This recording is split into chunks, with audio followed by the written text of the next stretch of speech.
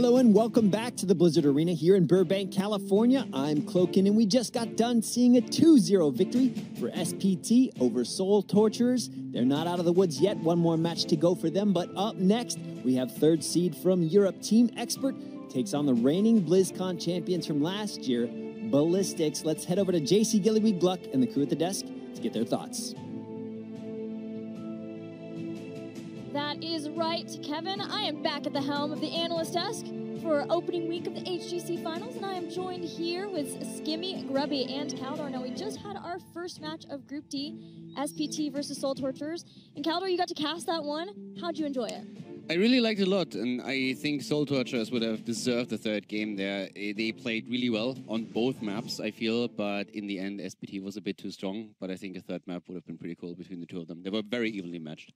Yeah, and Grubby, it's great to see the Chinese team, the only remaining Chinese team, SPT, doing so well in this group. Yeah, they finally get their revenge against Soul Torturers as well. I'm still left to be convinced that they can also take out potentially Expert or Ballastix, but in that match against Soul Torturers, SPT looked as good as their really good HGC China season would have suggested. Well, let's take a look at the Group D bracket. This is the final group for the group stage. Once we get the two teams going to BlizzCon from here, all we have left is the top 8 teams. We just did see SPT versus Soul Torturers winning 2-0. Now we're going to take a look at Ballastix versus Team Expert. This is an exciting match to get excited for, Skimmy. Yeah, absolutely. I mean, this is one of those groups where you're thinking, well, we now get to sort of see what happened in Korea with that bootcamp between both Korea and Europe. And we can sort of see the results. I mean, these teams have been scrimming each other. They've been adapting their drafts, their metas to try and revolve around what works for them, what works for the other side. So to actually get this matchup, we've seen what North America and Korea looks like. Now we get to see what EU and Korea looks like. Guys down there, what are you most excited about for this series? Personally, for me, it's to see how Expert shows up, because they are not as confident as you would expect. So first of all, in Korea from the bootcamp, they took a lot from that, and they came here with a lot of confidence. But since then, their scrims have been interesting to say the least against European teams. They still don't trade as well as they were hoping for. They do surprisingly well against MVP Black, though, to an extent where MVP Black says, we hate playing against these guys because we just can't figure it out. It doesn't make sense to us, and we lose most of our games.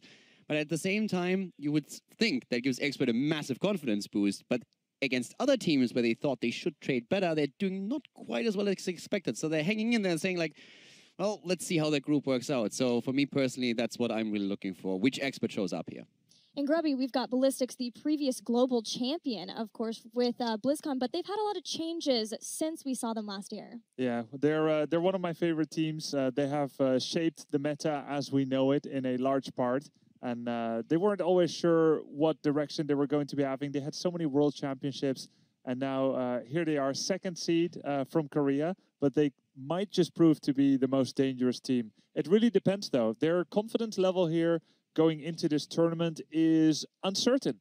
They really need this match to ground themselves into the tournament. They feel like they're in a really good shape, but they haven't played against some of these Western teams recently enough. Yeah, and Ballastix, even though they did win last year, they sort of feel like they are a different team attending BlizzCon for the first time, Skimmy. Yeah, I mean, they're not really feeling that pressure behind the banner. Once again, you know, being picked up by Ballastix, changing from L5, and you know, that's a bit of a I suppose, a confidence boost, right? Not having that winner's burden of saying, look, we won last year, we need to sort of represent again. You can almost imagine it's a bit like a lucky charm, right? Being picked up by that same sponsor again. Look how dominating they were leading up into that one. But, I mean, back and forth across the board, EU and Korea, all these teams are basically rating, you know, Fnatic, Dignitas, all these different sort of scales. It's interesting to see the result as the series will show us. But you've got to imagine, Caldor, that there is still some pressure for this team. And namely, I'm talking now about yesterday, because as we've seen now, being from Korea is not a guaranteed check mark to get you through the group stage. Yeah, I personally have been pretty critical of Tempest in particular for quite some time, since from all the games that we've seen, they just don't really live up to the other two. But Ballastix and MVP Black, they are two completely different beasts in my opinion. I personally would be very, very shocked to not see Ballastix make it out of the group, and I personally have them as the #1 seed for the group. So I think the execution that we expect from Korean teams to be on a top-notch level is very much so reflected in Ballastix as it is in Tempest, who paid for it yesterday in Group C. Well, turning our attention to the European team and the only Western team in this entire group, We're talking now about Expert.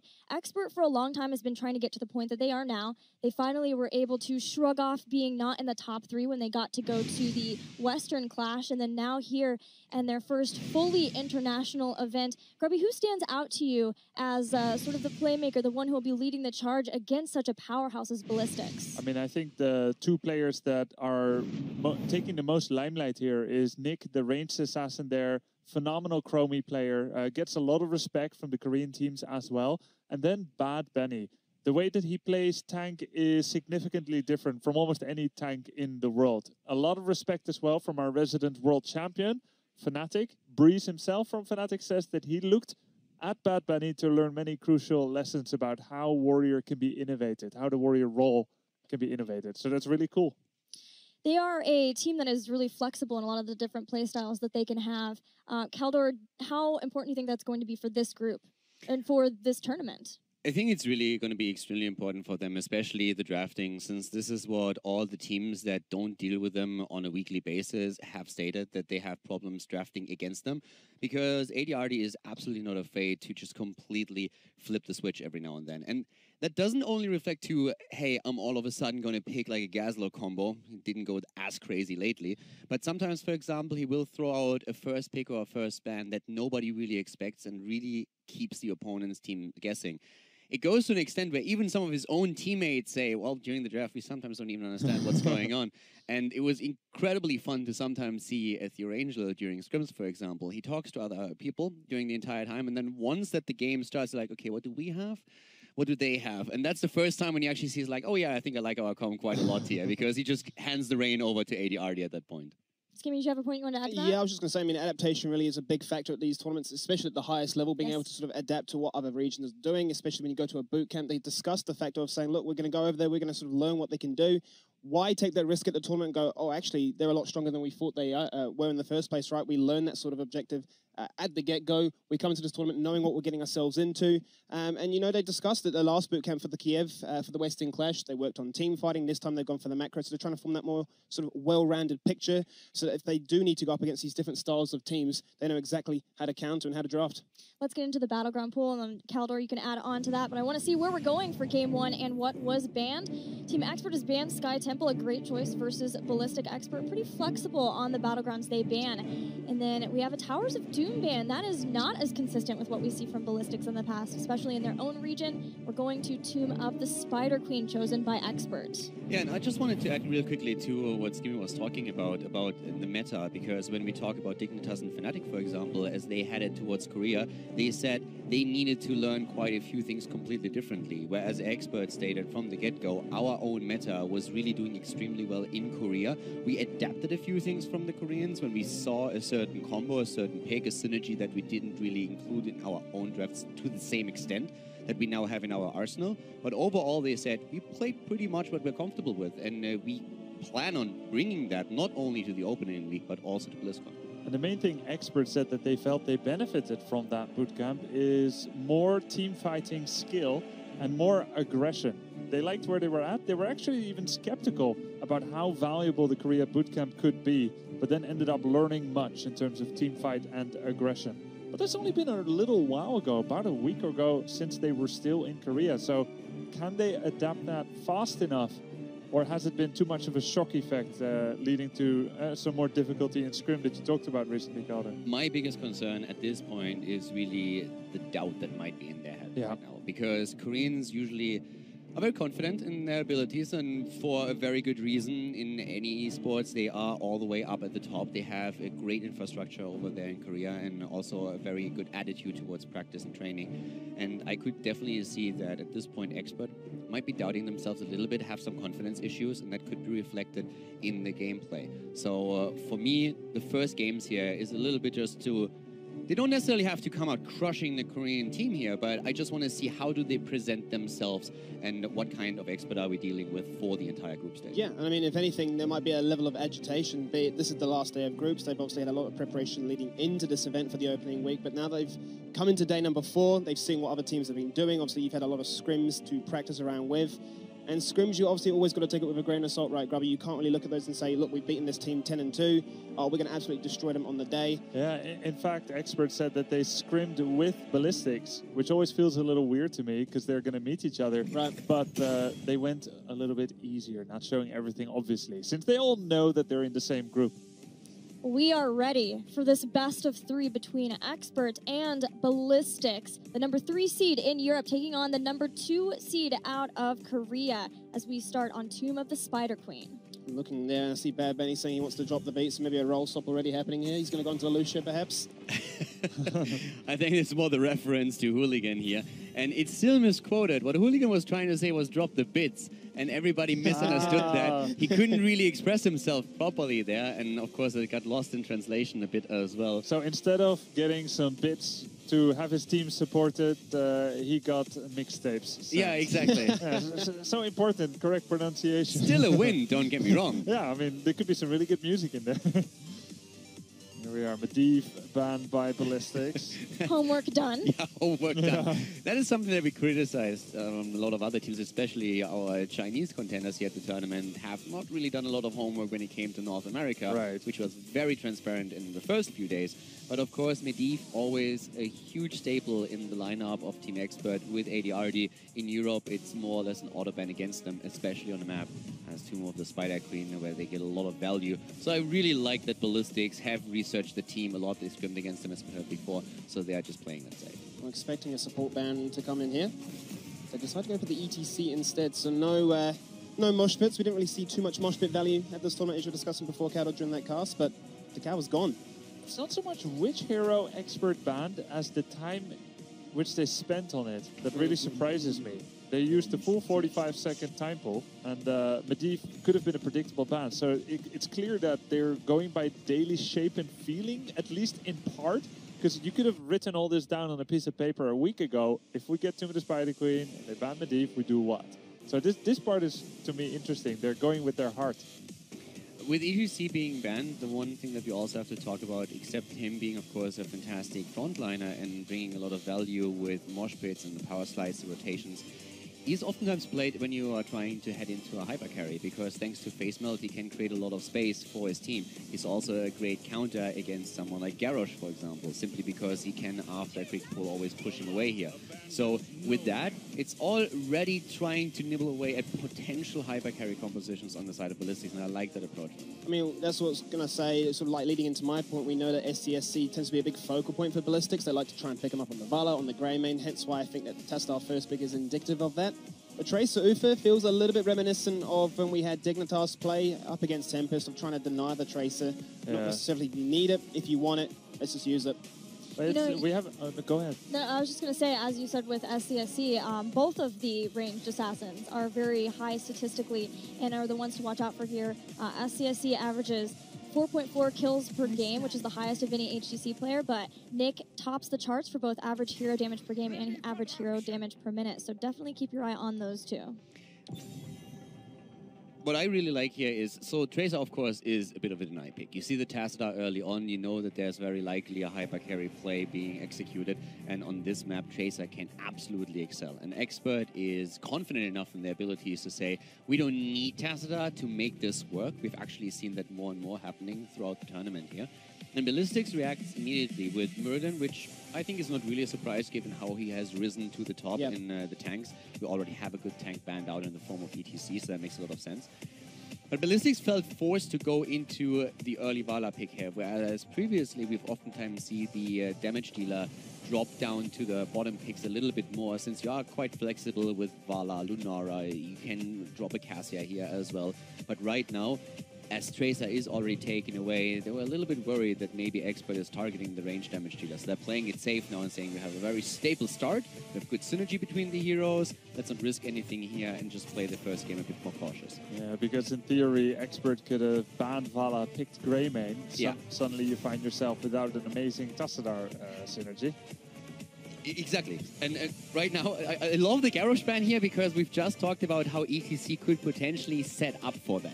And on this map, there's value. And if you follow Team Expert, then you know that they have played. They're one of the few European teams that actually plays Garrosh, since most European teams say, we don't really see his value since we are very good drafting around him and playing around him. But Expert is one of the few teams that said, hey, Garrosh, you know what? We can actually make him work, and this is one of their favorite maps to pull him out there. So I like what Ballastix is doing, and I'm a really big fan of their bans.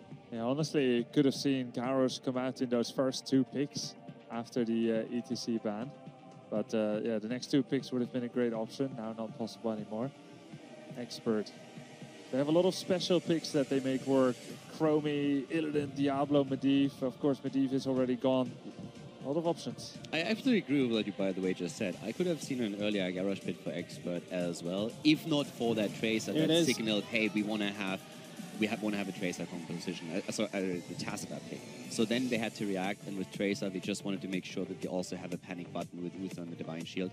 Now we also have Chromie taken. Very unlikely that we're actually going to see Nyx Chromie in this game. This is most likely going to be AD/RD on the hero and Nick on Tracer.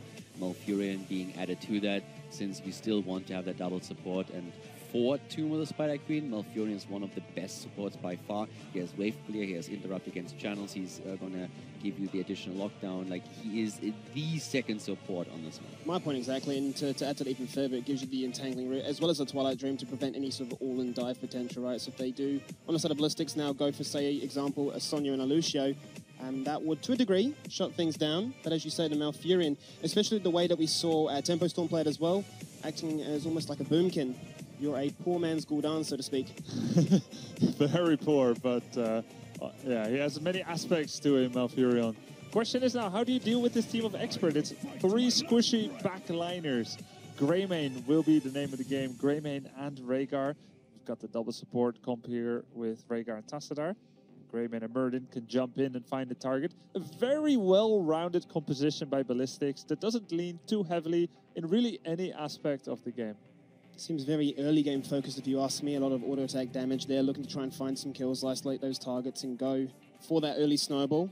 Well, you can never forget about that level 20 Tassadar. There's power in every aspect of the game flow, I believe. Either Twilight Archon or Force Barriers every 3 seconds. Tassadar is a late game monster. Now Expert needs to pick their warrior. Could see, I would say probably Johanna is most likely. This is the one time I'm thinking, actually, I like the idea of Johanna. We've been discussing Johanna in the opening few days and thinking, I'm not a big fan of this one. Arthas to a degree. I mean, let's not forget him. Arthas is definitely still available on the board, and he'll usually be your go-to, right, Caldor? I'm also a bit... Like, my initial thought was immediately, okay, Chromie, AD/RD, Tracer, Nick, but there is actually also a scenario where they switch that around and put Zero into the damage position since they don't have the offlaner here. So traditionally... So Zero Tracer could actually be a variation, because oftentimes when they have a double support, it's actually AD/RD jumping on that second support. So there's with the hero pool overlap that they have, there's 2 ways how they could approach this, and that's going to have a big impact on how aggressive they are. So one thing I want to talk about is this composition coming out of Expert is very reminiscent to what we saw Darksider try to do on Brax's holdout. Only adaptation I'm hoping we'll get to see is that slowing stance. There's a lot of point control in those choke spots themselves. So, you know, if the likes of Vala, Myrddin, Rhaegar, even Greymane get too aggressive, there is going to be a lot of punishing potential that Expert can look to try and shift the balance into their favor. Johanna is sitting at a 1 out of the 6 games that she has been played, only winning 1. How do you guys feel about that Johanna pick here? Do you feel like it suits the composition? Well, I think it makes sense. I think either Johanna or, strangely enough, Arthas would have worked as well. They're 2 a little bit more passive warriors, but that's totally okay, because Tracer and Chromie don't really need a warrior to go in order to be effective. Tracer is very mobile. Chromie can attack from very far. So you just need a very stable presence, ideally, that can pick up gems, and Johanna does exactly that.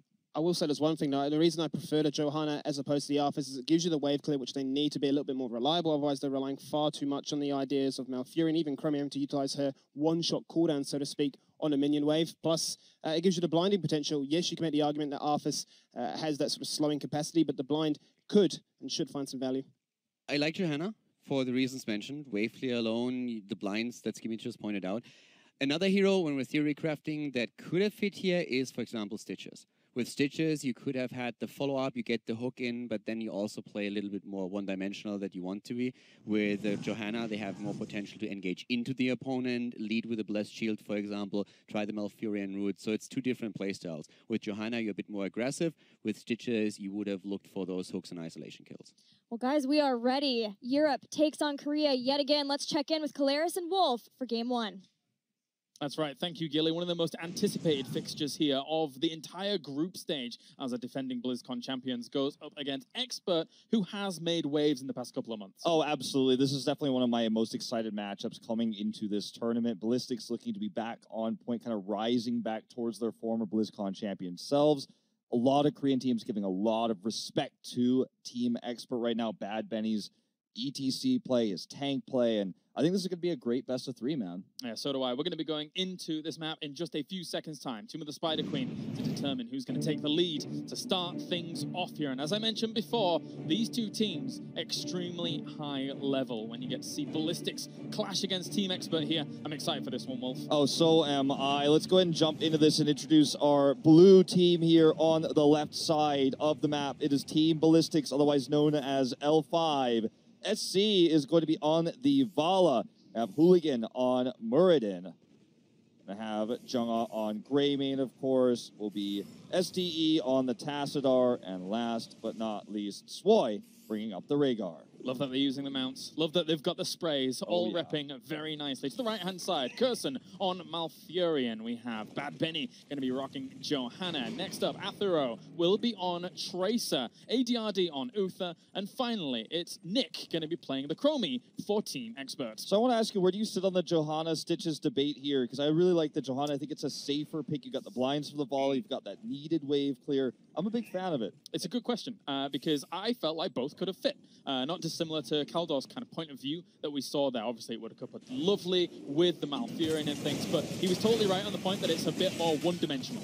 Yeah, very much a kind of, it gives you the safe opportunities to clear waves, to blind, but doesn't give you opportunities for picks necessarily, especially on this map. Not as easy to get those kills with the Blessed Shield, and it's a double DPS comp for Ballastix, so getting just a single pick or attempting to get that pick on the DPS isn't necessarily going to be what you want. Yeah, so Team Expert comes into this game to start things off with the less structural damage we take early on, the more powerful our mid-game is going to be, because Nick will have more places to retreat back to if that kind of flank or dive is to come in. And obviously, those ways are limited by taking less structural damage. Oh, yeah, absolutely. And on this map, oftentimes, because the objective doesn't really push very hard, you can control the first few, and even if you lose the first one, you do keep those forts alive very often, not going to lose all your walls to the first web weavers, but very passive player from Expert, respecting the fact that their comp does need to keep Chromie alive.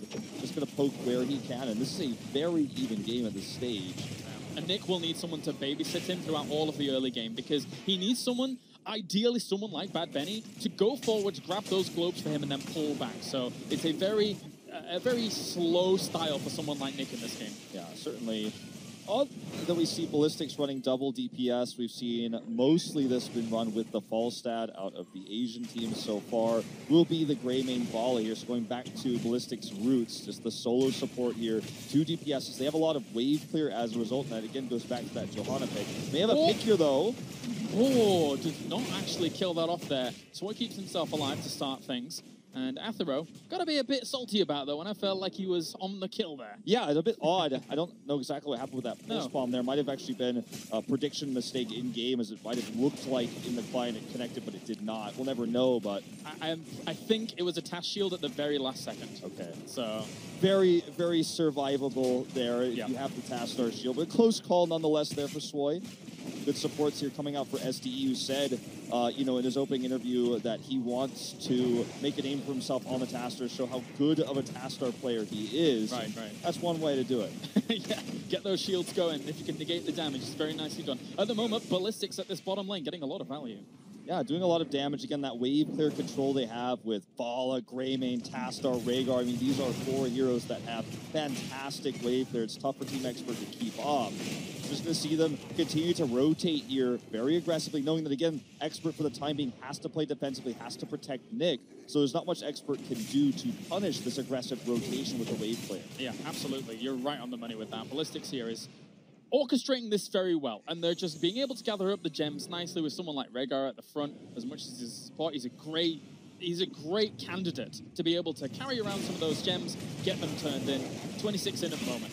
Yeah, okay, we're going to see a little bit of a skirmish here, but this is going to just basically be actually the first time I think that Ballastix kind of gets punished for overextending. In fact, we'll have to deal with these minions for just a moment. Team Expert arguably has the better control of the objective. Sure, there's Tastar on the side of Ballastix, but Expert has Shield Glare, has Chromium, and Moonfire. That's all I really need to say. It's tough for Ballastix to get turn-ins. An attempt onto Bad Benny here at the moment. The pulse bomb goes down on Hooligan, but another shield sucks up a lot of it. That's first blood going over to Ballastix. Absolutely destroyed and grouped up on.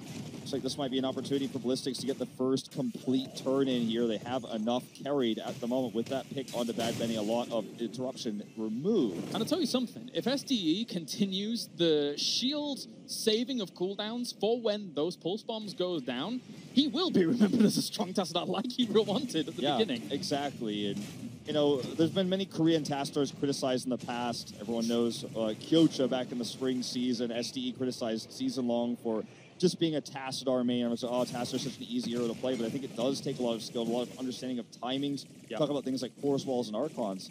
There's definitely a huge gap between a mediocre Tassadar and a pro gamer Tassadar like we see here.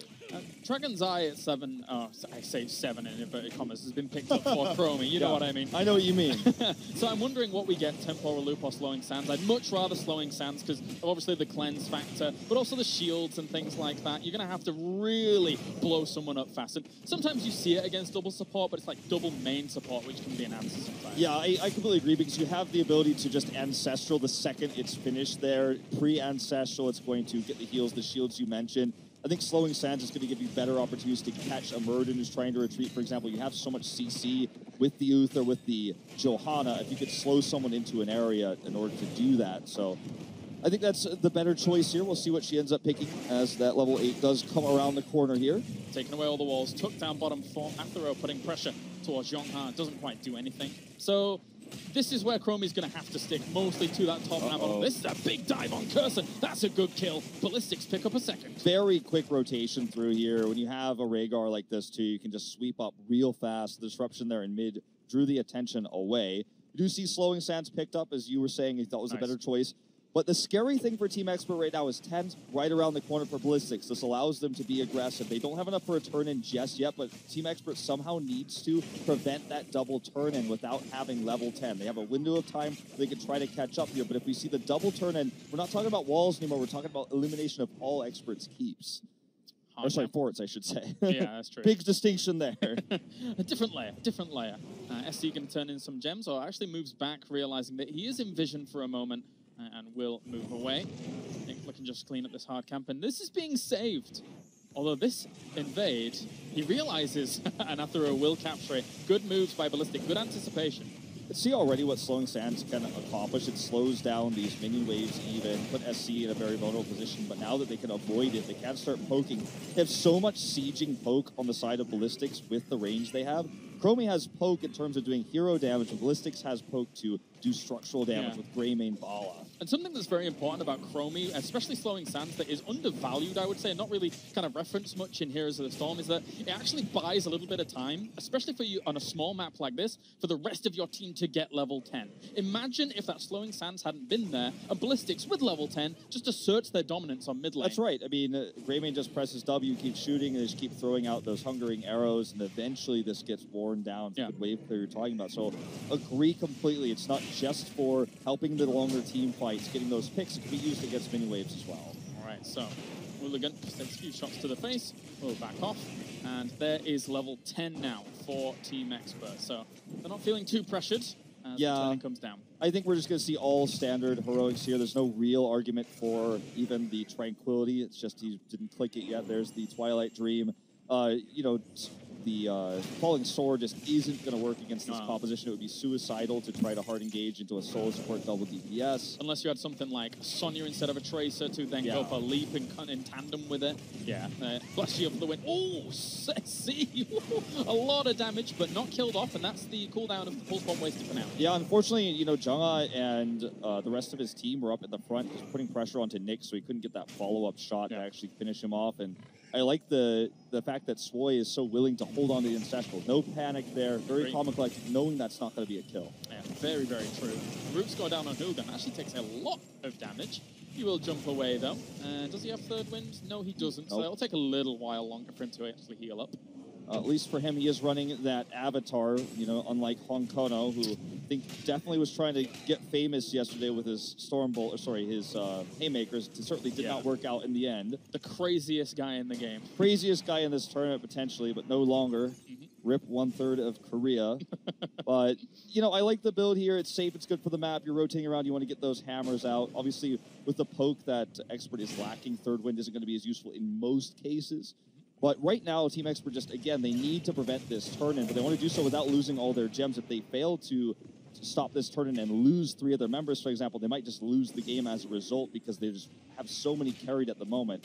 In total, with 41 turn-in, 55 carried. That's a whole nother second turn-in if they can hold on to those. And there is going to be the full turn-in going down as Team Expert get themselves the Red Web Weavers about to descend in just a moment's time. So Ballastix, how are they going to set up? Looks like pressure on towards the middle at the moment, pressuring back Bad Benny. He throws out his shield, he'll be fine for now. Yeah. I've noticed this a lot of Western teams. Oftentimes when you get that turn in, you feel like, okay, let's set up to maybe we can get a pick. They're already posturing back. We can catch them on the retreat. But Ballastix did the opposite. They actually dove in there and tried to punish Expert getting the position. Bad Benny is positioning himself so well, though he's blocking a lot of the damage, and he's just constantly protecting Nick. He's just peeling so well, and now these Web Weavers start to hit these walls. This could be Expert because of the experience still stored in these structures, their opportunity to catch up in talent tiers here. And it's very patient Johanna play. Before the rework came along, you felt like you were pretty much indestructible. You could go and sit in the middle of a lot of members and tank for a while and then run out. Nowadays, Johanna is in a bit of a more vulnerable spot, even though she's still very, very tanky. But you do have to pick your battles very carefully. You certainly do. Ooh, SDE. Speaking of picking his battles, that was a good pick there by Nick. SDE's going to eat one to the face here, just making sure they can get through. I actually like the Holy Shock for Uther here because it gives you the opportunity to try to get those picks after. Because Chromie can nearly one-shot anybody, but there's sometimes that 10% health left and the Uther just gets the last hit there. And especially when you're pushing as a Chromie with Web Weavers, you can actually somewhat predict where your opponents are going to be, as Hooligan will get out, because you know that the Web Weaver is going to shoot that Web Blast down. Yeah. They have to be on either side because they don't want to get hit by the Web Blast. So Chromie has a bit of an easier time pushing whilst Web Weavers are pushing. It's kind of like Lava Wave. It functions in a similar way, right, in terms of zoning heroes out to try to get picks or try to get that damage done. You see that Ballastix gets another turn in here as Hooligan gets out, but now it's kind of an awkward angle here for Team Expert.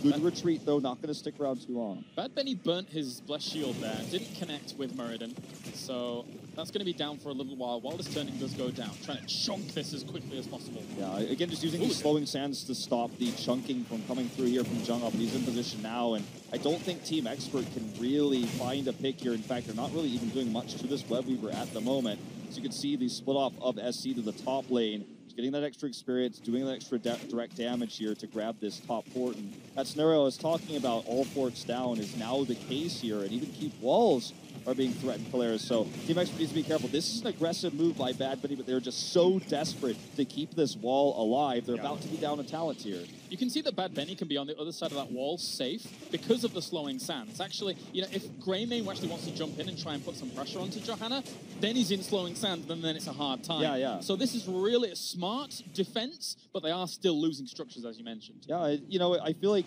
it's in Team Expert's case. I think their comp can get strong as we go to the late game if they can get some good blessing shields, get some fights where they're not actually just being shoved so far behind their walls. Yep. So just play it safe, play it patient, but look for a big pick. You don't have a dive comp fully because you have this Tracer and Chromie, right? It's not a double support that's designed to allow Tracer to carry like as a single DPS.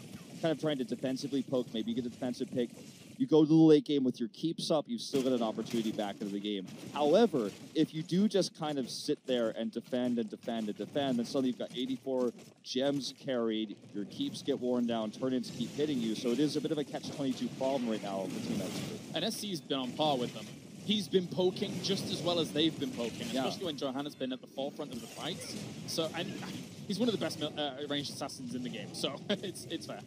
It's tough, you know, with the amount of shielding here and with Ancestral available to try to even Blessed Shield, Chromie combo somebody with a Tracer Pulse. This is very difficult. Uh-oh, Nick's in vulnerable spots here. They're going to switch to the targets here, though. Good ice block from Person to stay alive. SC is in trouble. There's the Pulse, and down goes Vala. Good pickup here for Expert to start things off. Will they get more, though? Slowing sands on Hooligan at the moment. There goes the Blessed Shield onto 3. Avatar has been popped here. They're still putting pressure on him. Actually interrupted on that Twilight Dream. Not too bad, considering that would pretty much saves Hooligan. Good Divine as well here to keep him alive. ADRD, though, eventually should fall. We'll have some extra healing to try to heal Curson over the wall here. Just barely gets out. Cocktail, not enough. Great turnaround. Really good turnaround. He shouldn't stay here, though. He shouldn't stay here. The next Cocktail could kill him. Yep. Oh, that was a close call. Johanna goes down as well over at the front there. Unfortunate for Team Expert. Ballastix turned that around so nicely, and it all really began with that interrupt on the Twilight Dream. Yeah, it certainly did. The Twilight Dream would have actually, I think, punished Ballastix so hard they would have gotten wiped potentially there, but as it is, they survived. They're going to make a boss play here. 3 still dead, especially those later delayed respawn timers from Team Expert means they're just simply not going to be able to contest. This is a double DPS. Q Vala build here has just arrived, as you can see. SC, John and them are going to make quick work of it. Solo DPS Vala or Graming, this might have been a riskier move, but an Expert just has to sit back and defend. Ballastix is going to try to send this boss with a minion wave and a turn-in. So this is going to be pretty fearsome, what we're about to see here. This could be a push to end. And again, Expert has done good at mitigating the damage on these pushes, but I mean, when we're talking a boss and all the poke they have, can they really stop this from going directly to the core? I'm not so sure. And this timing. Yeah, perfectly timed so that it comes with the Web Weavers. Look at how this is going to work out. Let's watch this Web Weaver come. They're going to come like basically in step, like the boss and the Web Weavers are going to be in tango here, like they're on the dance floor. These two are the king and the queen of Tomb of the Spider Queen. Oh, look at this. Look at it. I mean, this is just brilliant. Comes in right here at the front. Second, the health bar appears. Boom. Right there together. Such good timing from Ballastix, a team that's known for macro play. This is a lot of pressure now. Team Expert has to try and hold on at this defense. They know the other 2 lanes. Not as important right now with this boss pushing. It's almost guaranteed to keep. Hooligan goes in. Tries to launch with the Stormbolt. Doesn't connect. It's so difficult to get through the front of Hooligan, who I don't think has even had to avatar a single time this game. He's blocking Chromie's DPS here, blocking those shots. Tracer's finding having a tough time finding an angle. Hooligan doesn't connect again. Uncharacteristic here as Hooligan misses a few times. Web Weaver, though, blasts Bad Benny. Half health at the moment. They're going to march on towards the core here. They know they've got a lot of health still on this boss. Okay, with the Avatar popped here, he does directly go to the core, now trying to zone out Bad Benny, who is the target. Divine Shield has to be used. We do see that Blessed Shield as well coming through, but not really gaining them anything. Boss will go down here. It looks like Ballastix wants to make a play to retreat south here towards that mid-keep. Maybe they'll take it out on their way out. Looks like they're just going to play a little bit safer. Seems like they should be able to get out. SDE with a preemptive shift there, dimensional shift, so he can get away from the shots that were raining in from Chromie. And overall, a good pickup by Ballastix. They did exactly what they needed to do, and they haven't lost anyone yet. I feel like the story of this game has just been Expert is playing so safe and so well. It's just, unfortunately, that's not good enough. You know, we could talk about how good their defense is. A lot of other teams would have died to that push with a perfect time boss with those Web Weavers that were spawning at the keep wall. But Expert survives. However, what do they gain? What tools do they have? This play is fantastic from Ballastix, going around the corner, striking at ADRD, and he will fall. No anticipation of that. Expert was caught completely off guard. Just understanding the lack of vision. Uh-oh. Okay, looks like SC will survive for now. Understanding the lack of vision there, because all the Web Weavers pushed the minion waves out, there was no way for Expert to know where they were with the respawns coming into this. Didn't have many heroes on the map, and now at 17 minutes, all 3 keeps are dead. Hooligan's going to go down. Maybe they can make a play here. Yeah, maybe they can. I'm trying to blind them as much as possible at the moment. We have Grammy very, very low. Zhongha is going to have to back on out. Nick looks for the connection.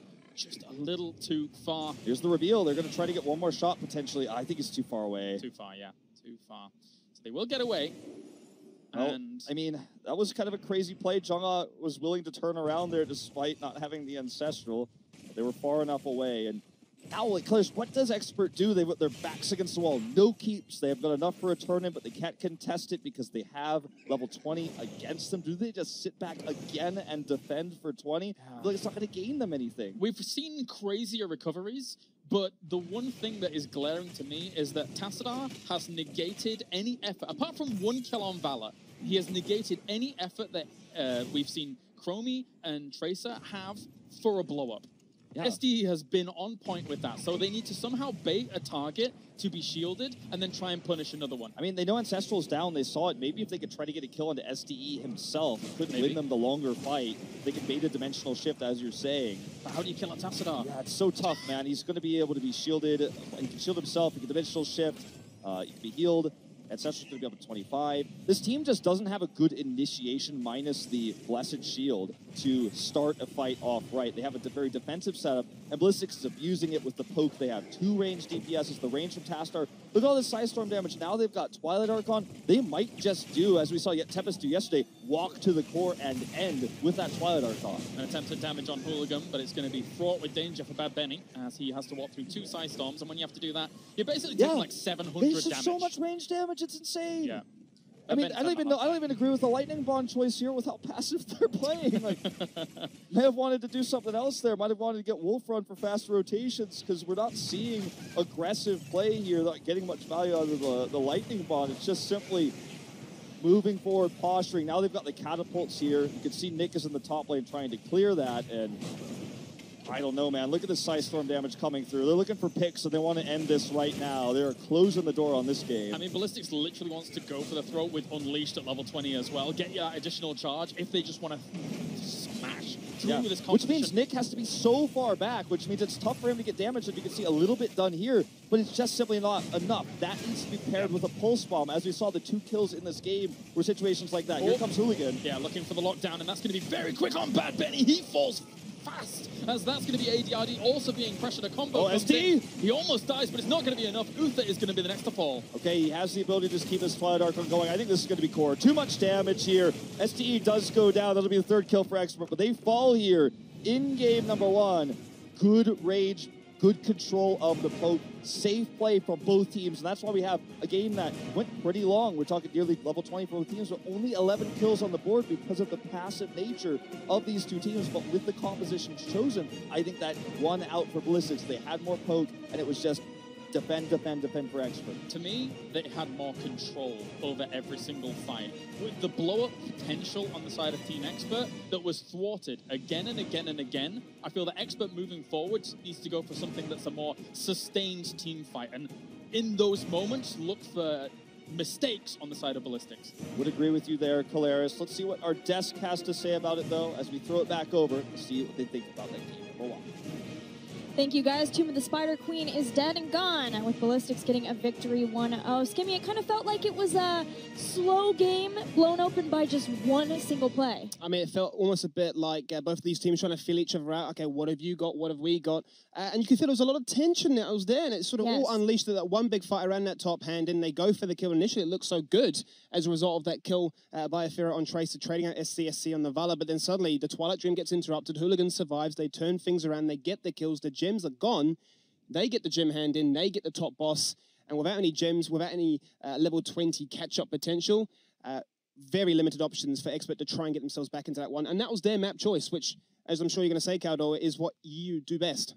Yeah, like Tomb of the Spider Queen is definitely a map where Expert usually excels, and I'm not too unhappy with it. As I said, for me it was I want to see how they perform, and not necessarily that they have to win the game. You can lose and still make a good showing. And as you said, it was in the end, it was an interrupted Twilight Dream that decided most of it. If the Twilight Dream goes through, Meridian probably falls. You have a 5 versus 3, and the more important part, you don't lose. I think it was 40 gems that they lost at that moment. So overall, the Koreans are extremely strong, as expected. Fantastic control by them and great play. But Expert, you can see that there are moments where they can try and turn a game and maybe take a map here. So pretty solid first game. Grubby, the drafting for Ballastix seemed like they had every single point under control. Now we're guessing here, right, on the analysis desk. We don't know what they're thinking, but you look at it and you see Expert. They took a long time to think about their first ban. Could have been Tassadar, which is a really popular ban. Could have been ETC, and then when ETC got removed, you think, you know, maybe they want Garrosh. Garrosh is easily interrupted, his combo by ETC. But then when Tassadar comes out, it's like, well, we're not going to give Tassadar Tracer, not to SCSC, not to Ballastix. So then they feel compelled to take Tracer. And from there on, it looked like the entire draft was controlled by Ballastix. Still, there were some cool moments by Expert. level 12 versus 13 moment where we had a lot of poke wars, a lot of turn-in denials from both teams, where it looked like Expert was up to scratch together there with Ballastix, but Ballastix just played a little bit too solid. I think the most important part for me personally is just the fact that usually you're going to a series, you should know what your draft and your preparation going into this should be, right? So the fact that they take the full 60 seconds to go, I guess it's ETC. That's the weird one. It seems a bit bizarre to me, right? Because then as you say, Gilly, the systematic of like, we go tester, you're forced to go for this one. You want that garage, we're not going to let you have it. It seemed like, yeah, L5 or Ballastix in this case knew what they wanted. Well, let's see if Ballastix can do it again in the draft. But before we get to game 2, let's hear a word from our sponsors. The 2017 Heroes Global Championship Finals are brought to you in part by Republic of Gamers, Intel, T-Mobile, and NVIDIA. That's right. Thank you to our sponsors. We are in the middle of the best of 3 between Expert as well as Ballastix, our previous BlizzCon champions from last year. Granted, with a couple of different players this time. Kaldar, you know Expert well in this situation, being down the first game, especially on Tomb. Do you believe that we're going to be looking at a first pick situation, or you think they'll make sure to get their own battleground? It's actually a really good question, and I can't really give you an answer since they've done both in the past. So traditionally in Europe, you would expect the first pick to be taken. But if there is a team out within the top 3 that would get over and say, okay, we want to play a particular battleground, it's them. Now for me, also why the question is interesting is, what does Expert want from the group? Are they willing to concede, hey, Ballastix is so strong, they are going to take the first seed and we are fighting for second seed here? Then they might not be willing to, for example, show a draft specifically designed for a particular map and wait for a later game to use that. So I would probably expect them more to head into the first pick here, which is a little bit more traditional. But overall, they could do both. They have a couple of drafts prepared for most maps. Grubby, we've been talking a lot about the tournament meta. Has there been any big surprises for you meta-wise? Well, we thought it was going to be all double support. I mean, if you read Reddit, and some people do, it's like, oh, double support, it's everywhere. But we're not drowning in it, really. There are single support comps, and they are working just fine. For me, that's one surprise. And yeah, for the rest, I think it's, you know, there are small surprises, but I think the biggest one really was from your countrymates, Roll20, Diva, Sergeant Hammer. Oh, well, why, thank you. I'll also take that and run with it. And nearly won against Team Dignitas with it as well. So, you know, these Diva picks, these have been really cool. Love to see more of that. Well, before we get into, I want to hear you guys too and what you're thinking of the meta, but let's check in with the Battleground pool and see where we're going for game 2 between Ballastix and Expert. Ballastix choosing Dragonshire. And this has been a favored battleground for all of our Korean teams here at the HGC Finals. That does mean the Expert chose first picks. Give me any surprises for you meta-wise this event so far? I mean, it seems a little bit reminiscent of what we've seen going from these clashes into this event here, where if you are going to go that single support, you're going to patch it with a specialist, be it Medivh, be it Abathur, to try and complement it and sort of follow that typical style of the hyper carry aggression that we've come to grow quite used to. But I think really for me, it's the resurgence, really, I suppose, of the Brightwing, the Karazim. EU learned about it, I suppose, with their time over in Korea showing that, hey, we don't need to necessarily use this, but more so kind of like the hashing of that attempt that Fnatic did, where they just ran the solo Brightwing and saying, look, we're going to try and hide as many cards as possible. Also, very small specialist count. Abathur sees some play. I think he's been played about 6 times so far in the tournament. Medivh has seen a little bit of play, even more bans, but we don't really see the ranged stuff throwers like Osmodan, Zagara, and Nazeebo. Yeah, Sergeant Hammer. Was some hammer time. The funny thing was when at some point China was also extremely confused about the lack of double support, so they were trying to go for triple support so that we average out on 2 again. But gotta keep those numbers up. Well. I know you only get away with that when you're L5 versus MVP Black. Here we go. Game 2, Ballastix up 1-0 in this best of 3 as we kick things off on Dragonshire with Team Expert having first pick, first ban. Now again, in theory, this should not take all too long. I mean, the only new information that Expert has to digest is the previous game. And it was very smart drafting pattern by Ballastix, but the picks themselves couldn't surprise too much. So a much quicker pick this time around by Team Expert, going to be removing Genji. The thing for me really is that when you talk about the speed of picks and bans, I, in probably any great case, would agree with you. This is the one exception. ADRD has a mind of his own, games, and nobody really knows how it works. And so when you watch scrims with them, sometimes the bans and picks, it's just absolutely crazy what happens there. And you look at this like, was that a misclick? Because afterwards they oftentimes correct wrong picks and say like, yeah, we ran out of time, but we want to scrim this. And yeah, Expert is definitely a case of their own. So usually he has a very good grasp of what he wants to play, but I think it figures really also into this, how much do we really already want to show? Because for many people, this is the real group of death, so it's going to be really hard. All 4 teams with a bit of luck could make it out. That's true.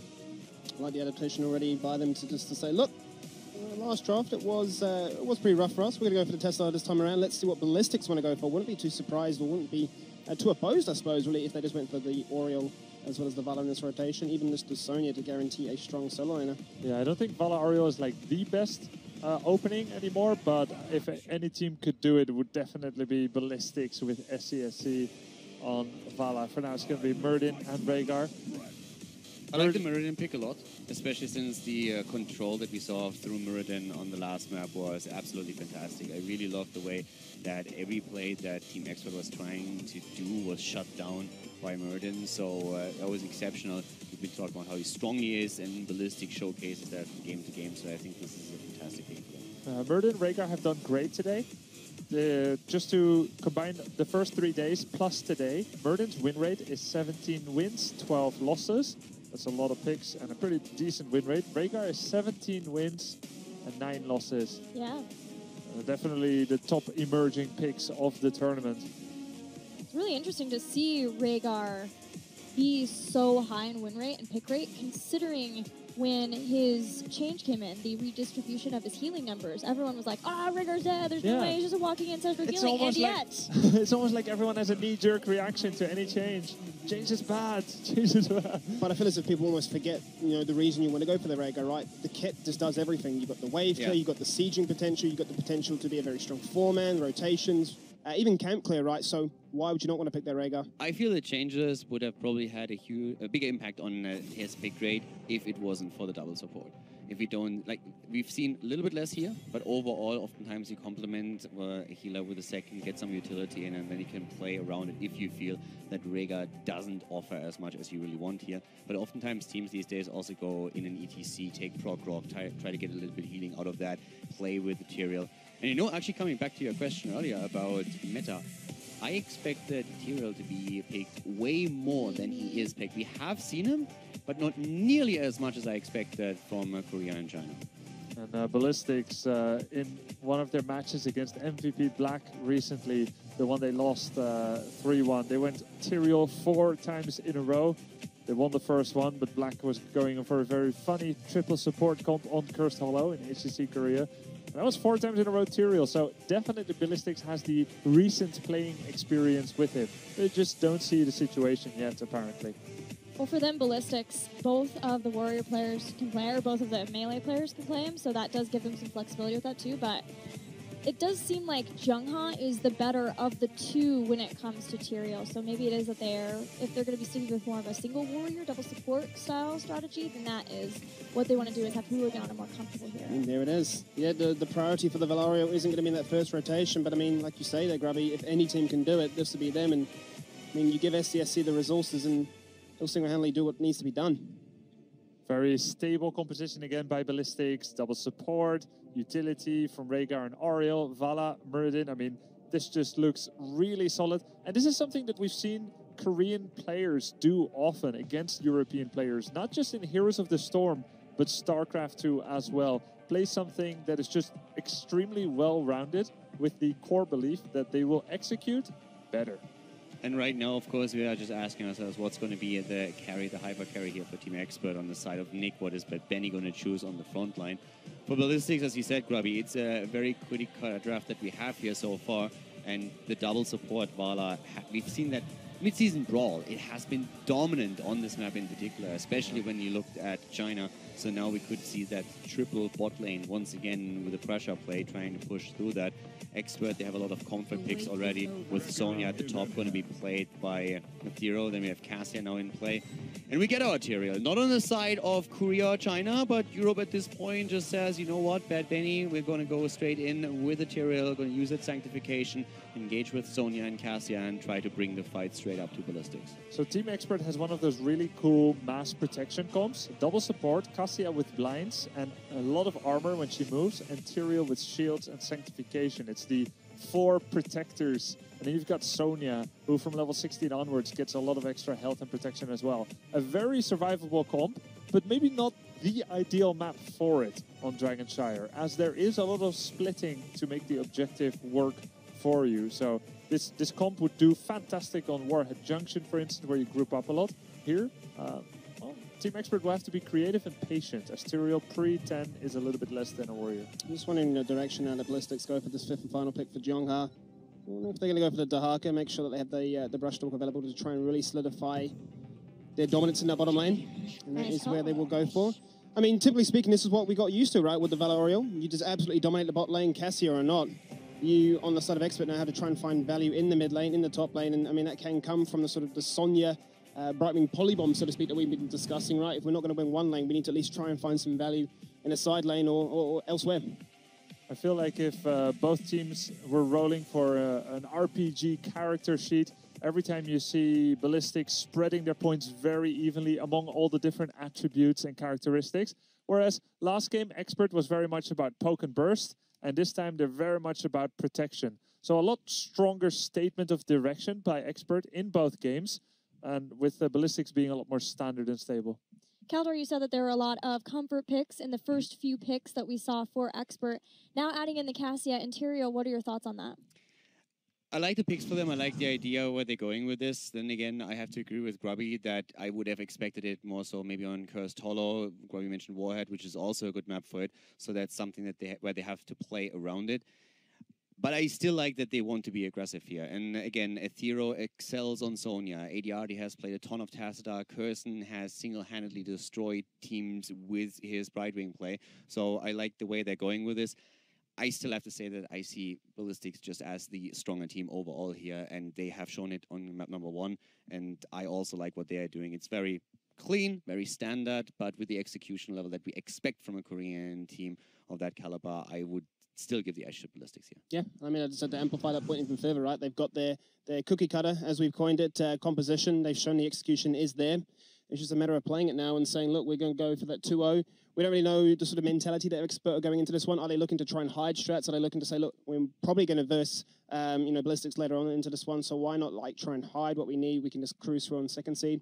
A lot left to be questioned. Well, there are a lot of fans there for Expert, so let's see if with this protection style composition they can pull out a win and take us to game 3. Over to you, Caleris and Wolf. Seemed like it's the composition that we were hoping for in that transition from game number 1 to 2, getting themselves a longer team fight, looking to just be able to hold down. Yeah, I'm really happy with how Ballastix played this. I agree with what Grubby was saying, kind of putting 1 point into every attribute. I think the last pick, the reason why they held it so long was they were thinking, okay, they picked Tyrael. Will those tanks be good enough to stop our Malthael play? Do we still want to lock it in to dominate lane against Sonya? They decided to take the safer in terms of team fighting Dahaka, but it does give Sonya the opportunity to dominate that top lane. It definitely does. All right, we're going to be launching into this map in just a few moments' time here. Dragonshire to see if Team Expert can bring this back. But Ballastix, of course, going to put a lot in the hands of SC on that Valor as he's ever so strong on it. Yeah, it's going to be great to see what he can do. This time he's going to have more pressure on him as he is the solo DPS coming into this one versus last time he had Greymane to back him up. We had Jungha flexing into that one with SDE on the Tassadar. It's going to be a little bit different this time as we head into Dragonshire. This is historically one of the better maps for Team Ballastix, aka L5 in HGC Korea, so they'll be spawning here on the blue side. And I was talking about compositions here. I feel like Team Expert countered a lot of the stuff that Ballastix was trying to do in the draft. They got the early Sonya pick. You and I were talking about that. Yeah. They got this double support that allows the more aggressive play from Cassia, as Kaldor was kind of alluding to. and they have this safe fallback with material. They have a lot more opportunities to fight directly instead of just kind of hiding and defending in the last set. I mean, when the draft was going on, we were discussing how, Expert might approach it. I was saying Sonya first pick would be good, but they alleviated a lot of the concerns I had by just taking the Tassadar themselves. Yeah. And, the Tassadar, you take it like that, you have the opportunity to switch into like a Tracer pick. It's just such a great first pick, and that's why we see it so often in the Korean region and the European region, picked up very early. So this early game is just going to be a little trade in the mid lane. We're going to see a very quick rotation of Sonya and Dahaka up. You can see them both racing to the top lane right now. And it's going to be a tough matchup for the Dahaka, obviously, but it can be one where you can outskill the Sonya. It's just very difficult. That's not Jungha's playstyle. He's more known for playing safe. So what sometimes you'll see Korean teams do is rotate up the secondary support. And right now you can see that's already scouted. Bad Benny knew that was the likelihood, so came up there as well. Yeah, it's definitely a good option here for Ballastix, since they do have such strong supports, and Athero is going to require Brightwing to come up here. He's actually going to launch himself forwards on towards Jongha. But Jongha should be fine. Athero just backs off for now and gets some heal up. This is actually a really cool matchup. We don't really get to see Athero versus Jongha all too often in a solo lane matchup like this, a Europe versus Korea. And yeah. I feel like both the Europe versus Korea series we've seen so far in this tournament have been fantastic. Going to see an early Unleash attempt here for Ballastix. Good zoning, but with Kirsten coming over now, I don't think this is going to be possible. However, our running over here, Squat is real in the top lane. They couldn't steal it there, and a very early Dragonite, 1 minute and 35 seconds into the game. Doesn't bode well just at the moment for Team Expert at all, as Bad Benny had a lot of faith in ADRD to initially get that interrupt as he'd throw that Eldruin Smite forwards, but he didn't opt to send himself forwards because there was a lot of pressure on him there. Yeah, and that's exactly right, because in the top lane where Sonya was putting the pressure onto Dahaka, he just had to live for long enough to hold it. They lost control of the bot lane when we saw that teleport from Curson up to the top there during that exchange in the top lane. So Ballastix is controlling the rotations there, and had we seen the commitment of Terry Lin, might have been a different situation, but since he didn't, Dahaka was able to buy enough time there. I mean, there's always the potentially dies, right? And then that's not going to bode well at all. Never mind beforehand, but SCSC under some pressure, not too much at all though. He has SD there to help out. And against this caster, I think the Q build we're seeing from him here is very warranted for the single target damage. Thorough getting bullied up here in lane. Gerson's going to teleport up once more. And notice how Swoy and Jungha are very willing to just go away in moments like this, despite the fact they could have tried to force a kill. Just not worth it. This is becoming an issue, though, because they are severely losing this lane at Team Expert against the Rehgar Dahaka. So that control has been so strong by Ballastix that you think Expert was getting value in other lanes because of the two-man so heavily dedicated, but they haven't. You haven't, because Curson has been teleporting away from said lanes, which is what allows, as you can see on the minimap of the bot lane, this heavy amount of pressure, because Brightwing just simply isn't down there. Grabbing this cap was very smart, because with a Cassia or Tassadar, you can clear it very quickly. It's going to put that pressure away. But unfortunately, with the timing of the second cap being taken for Ballastix, they can clear it, and it'll be more time to the next Shrine phase. I was wondering with that the reveal that Tassadar is able to provide that, if they were going to invade that camp, because the situation was getting a bit severe in the early game. It's not, unwinnable. I'm not saying that by any means, but you want this giant camp to get value. It didn't. Where else do you try and find value? Maybe with a camp invade, but they don't go for that as well. So Expert's playing this pretty passively. Yeah, and, as you can see, the top lane with the huge wave up there, Sonya is having problems, and this is an issue. It allows Dahaka to slow rotate down. He's not going to brush talk to mid, which gives more control to the lanes. This is a bold move to try to take this neutral bruiser cap. Let's see it. With the rotation of Dahaka in, though, they could maybe try to force it. Only one minion died down there, and in fact, Rehgar is still attempting it. I think Expert is just simply going to have to let it go because of the wave clear here. Bold was a good way to describe this. Swoy's come back, so... But the thing is that now Muradin, etc., 3 members in that lane, they've established enough of like a parameter around that so that they can claim that quite handedly, so it's okay. But he's got to be careful about maybe being punished on the way out. It's very low. Indeed, and once that is revealed, I think Expert is going to try to collapse. He just instantly hearts. Smart move. Yeah. Walking out could be dangerous if Expert then decided, no, we're actually going to push that 3-man hard to see where Rehgar's going. You're absolutely right. When we talk about winning lanes in this, in Heroes of the Storm, we don't mean it in the sense of you won this lane, the lane is over. It means that you have vision control, you have minion control of areas like this, so it's tough for Expert to stop things like this. Not like they weren't aware, it's just very difficult to go in there and stop, but it wasn't 100% awareness from them. Hooligan. Here he comes, gonna look for that lockdown, and it was a good one. On to Brightwing. Not only the bolt, but also the tongue drag. Very nicely done. So this is going to shut down the potential unleash here for Expert. Ballastix is just one level ahead with the structural damage. The single kill we're looking at here 5 minutes into the game. And the thing is, that first blood came effortlessly for Ballastix. Just very well coordinated, and you know, Brightwing just had no way out of there. Soy's going to look to grab this. They're going to have the squat, and with Brightwing being able to port in here, this needs to be taken ASAPly. They will. Had they not been able to, might have been able to see SC hold it for a moment. Kind of an odd situation in mid. You could see Murden's on the opposite side of Bad Benny here, just trying to bait a rotation up, I think, but he might get punished for it here. Looks like he does understand he has the Dwarf Toss there and would have had Avatar if things got really dicey. Still the pressure against Sonya continues towards the top. Here comes an attempt maybe onto Dragon Knight in a few moments, but it will be a little bit difficult. The 2-2 at the moment will not subside in the mid. But Rhaegar and Murden are winning this out. It feels like, once again, the sustain game is going over in this early game, especially to Ballastix. Sonya's very low.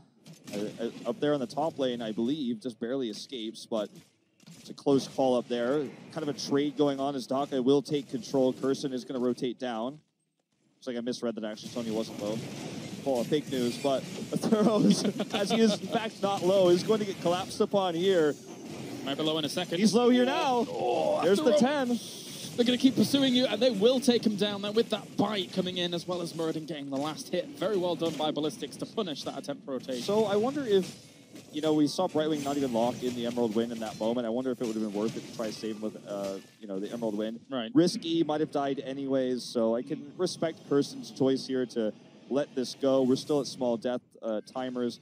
The problem being that this is almost certainly an unleash, right? Both channeling now to mid. SC casually walks over. ADRD can slow it, but they're taking a camp at the same time, so I don't think they can stop this. Yeah, it's going to be a little bit difficult, and it will go down. Next Dragon Knight in the favor here of Ballastix.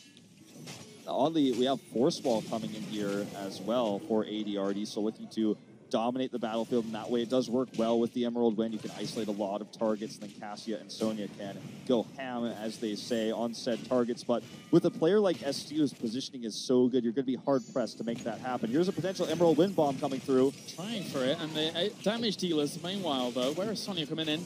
Trying to put some pressure on against Hooligan. So low, does get healed up here. He's going to get taken down, though. Great collapse. We talked about good positioning, and that was certainly not it. Good punish here from Team Expert. SDE going to try to make this a trade. Not going to happen, but at the same time, the Dragon Knight is finding damage mid. And Vala's the main component. Vala is the foundation of Ballastix strategy. If she dies, everything else from the bottom up does crumble. So that's a good pick off for them. As you said, Ballastix was just kind of more focusing on the Dragon Knight actually doing something and anything else. So Expert caught Ballastix with the pants down, basically. Yeah, that was really well done. It does minimize what this Dragon Knight will be able to get done.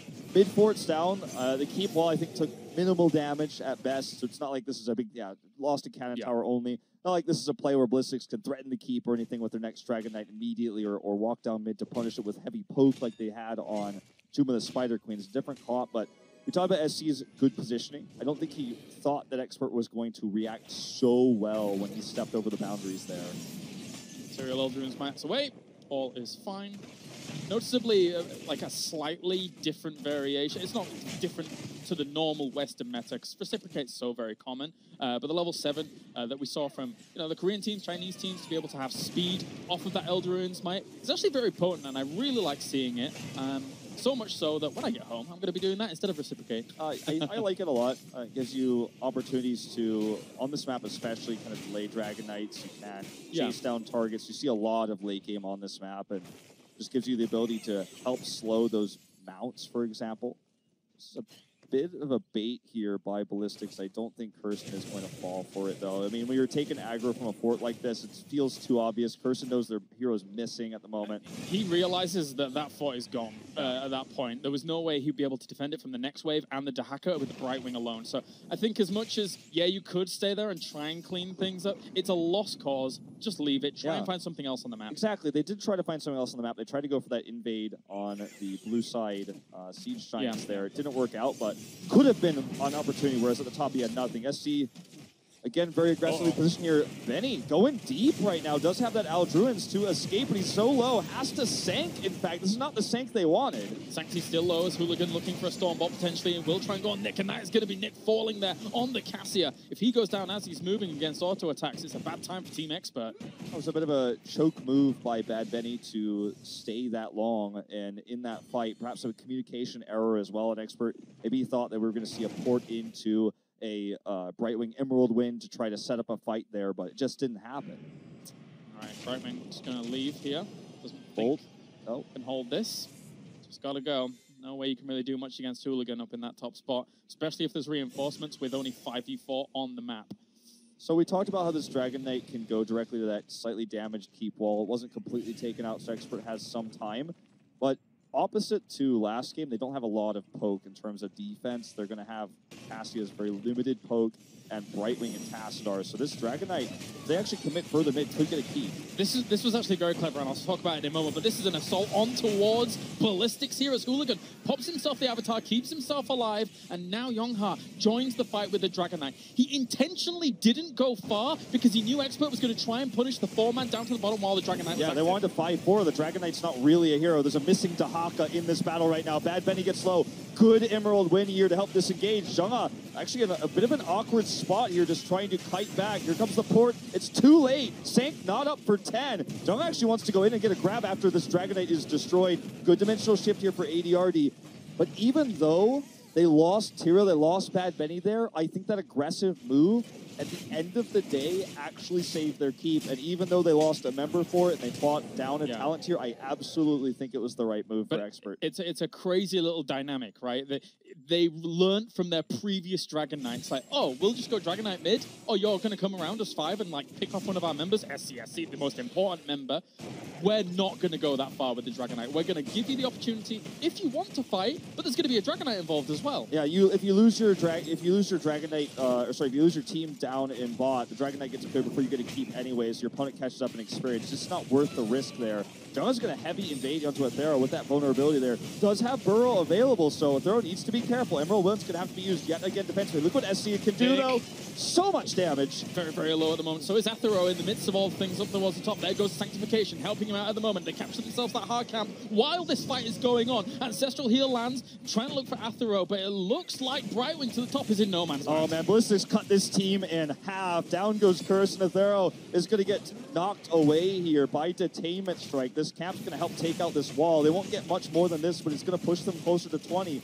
That fight really isolated Nick. He couldn't do damage. SC was doing free damage, and when the team got split in half, it was the end of the battle. And that's been a common theme as they try and attack Swoy here, but Hooligan's coming in. Yeah, very risky here. There's the counter pull. Sank is long on cooldown. Cassie goes down. Good Aegis. Will they get the kill? Oh, Rigard falls, and that is going to be Athero trying to get out of that front as he was spinning to win, but no, the drag from Dahaka. Very well done. Spin to lose in this case, but valiant effort there. But this is another wall down. This means Dahaka can pressure this if this game goes very late. But that's been a common theme. You mentioned, that they divided Team Expert in that fight, and the front line has allowed them to do that. And it not only allowed them to do it in this game so far, but it allowed them to do it in last game as well, where they were able to just divide people against walls in between lanes and really kind of conquer small sections of Team Expert. And this is this kind of priority Ballastix put on Hooligan's Muradin because it's really up to that big stun coming through. Dahaka comes in as well, uses his Dark Swarm to give the vulnerability there, so Team Expert's taking too much damage. Nick has to retreat, goes down, and maybe we'll have a replay of it later, but it's really brilliant what they're doing. When Expert gets aggressive, Ballastix knows how to respond after these force walls are going down. Speaking of force wall, I think it actually ends up being the right pick here. I think it's doing a lot for ADRD. But you do kind of feel the lack of damage, especially when these splits come through from Muradin. And when you go into those choke points, it's very scary as someone like Athero, who wants to be near a lot of them, spinning and getting a lot of health, but there's Detainment Strike, there's Stormbolt, there's Drag, there's the Rain of Vengeance. Everything is halting Athero from progressing in this game. Oh, certainly. Well, this looks like this Dragon Knight has been pretty burned down from all that Tassadar Psy storming. Get a little bit of damage under the keep, but the bigger story here is the poke on the side of Ballastix with SC's Vala and these Siege Giants. Here comes a port in. Zhenghe is going to get denighted once again. Good Holy Ground attempt. There's the Force Wall, but Hooligan easily has the stay to get out, even if he didn't even need it, I should say there. But still, as it was last game, Expert keeps their keeps alive. And when keeps are still up, anything can happen in the late game. Bit of an uncommon talent from Dahaka coming in. Burrowing Claws at that 16, so gives the opportunity for Zhongha to just be moving about whenever he's going to be burrowed. So it's going to be even easier for him to position himself in a good spot when the holy ground comes down, when the wall comes down from top. Exactly, I think that's exactly it. Seeing the commitment of Expert to terrain-changing talents here with that force wall. So he's going to go for it. Thero Angel is going to be the target here. Good force wall to keep everyone out. They're going to try to turn this onto Hooligan, but look at the damage coming through from SC. Even with this Hungering Arrow build, he's able to poke so much with his auto attacks. And this keep, they're just sieging it up. Here comes the stun, though. Thero is caught. They're going to try to turn it. Emerald Wind's still available here. Hooligan is going to get that heal. Oh, as well as Crystal Aegis as well, so they keep him alive. Sanctification goes down, trying to put more pressure onto Hooligan. Dwarf tosses away from that position. They don't want to be taking this fight. SC takes a lot of damage from that Poison Spear, as well as that smash coming out from Sonya. All right, well, backing off. Setting up for another minion wave. The goal here is the key. Not necessarily going to be core, but Expert needs to make sure that they don't let anyone die. There's just no way they can defend the keep. Back off here, because if anyone dies, you're done. This series is over. You're going to the elimination match. Play it safe. That's one thing I think Expert has been doing fantastically throughout this series. It can still come back with a later game team fight. They can get that isolation, but I feel like Ballastix is doing so well at turning these fights when the force walls and holy grounds come down. But I think they need to rely on something else to start the fight. Maybe a Brightwing Bomb, a bigger play. Yeah, that's kind of where, before pre-16, that's where a lot of the strength was for Ballastix. They were in chokes dividing and things like that, but now holy ground and things like that are, with the Brightwing Bomb potentially, are a thing in conjunction with the holy ground. If Expert gets 20, they then start to thrive a little bit more in those chokes and positions, even though, you know, force wall's there, but Ballastix have done a great job negating. I definitely see what you're saying, and it's unfortunate that these moments you have things like Rewind, which are so frustrating to deal with. Even if you have these terrain things, Doc has burrow movement, you have Hooligan with those Rewind that's available. This is a pretty sloppy engage here for Expert. If Thero's going to try to spin to win, as you call it here, to survive. Good spear here, but I don't like this. He gets caught and punished. SC gets the stun. Emerald Wind is way too late to save him. I think everybody might be dead in this movie because this looks like a push to core. That was an execution. There was nothing more than that. Team Expert, I guess they felt like they had to take the fight, but Ballastix absolutely powered through. With 2 members down here, Experts in a bad spot. Yeah, I mean, John could just walk back bot with a full health, 18-minute scaled Dragon Knight and start hitting the core. There's just nothing you can do. We've even got Siege Giants here to help clear this minion wave and start hitting the core. Nick, nice dodge there on the Storm Bolt. Don't think he'll be able to do much here. Trying to jump onto a very well-protected SC. Port comes through, safe Ancestral, and Caleris. This just looks like the beginning of the end. Yeah, absolutely. With that Dragon Knight marching on forwards as well here. Expert with trouble against Ballastix, but Ballastix has come to play here in the first series of the day. And if you judge mid-season brawl to this, L5 Ballastix, whatever you want to call them, is looking strong to start off day number 4. That's right. Core goes down. They will take the series 2-0. It will advance to face Super Perfect Team in the winner's match to find out who is getting out of this group in first seed. But as you say, Ballastix looks to be in form. Feels reminiscent of last BlizzCon when they did take the title. Good control of the macro, good drafting. And I think all fingers point towards Hooligan's burden as the MVP. SC is always going to be a good baller, but it's plays like what we saw from Hooligan and Jonga that allow him to do that safe damage. They basically looked like the bulwark. They were so solid in all of their defense. Every time a team fight came in, every time a spear from Sonya was launched, they greeted it with open arms and said, not today. We're going to be able to deflect it super easy. But for now, we can head over to the analysis desk after game 2. A 2-0 for Ballastix. Thank you, guys. Ballastix came in and said, well, you may have seen some good stuff in groups A, B, and C, but the best was yet to come in Group D, Skimmy. Absolutely. I mean, we've seen some fantastic games so far, but this is probably the most competitive group that we have, where all 4 teams are really able to actually try and take those first 2 spots to go towards BlizzCon. And, I mean, specifically Ballastix, nothing flashy, nothing fancy. It's just plain execution with what we've seen them do traditionally as a roster. I feel like we've been robbed a little because this was supposed to be one of the anticipated matches that was going to be so close because Expert improved so much.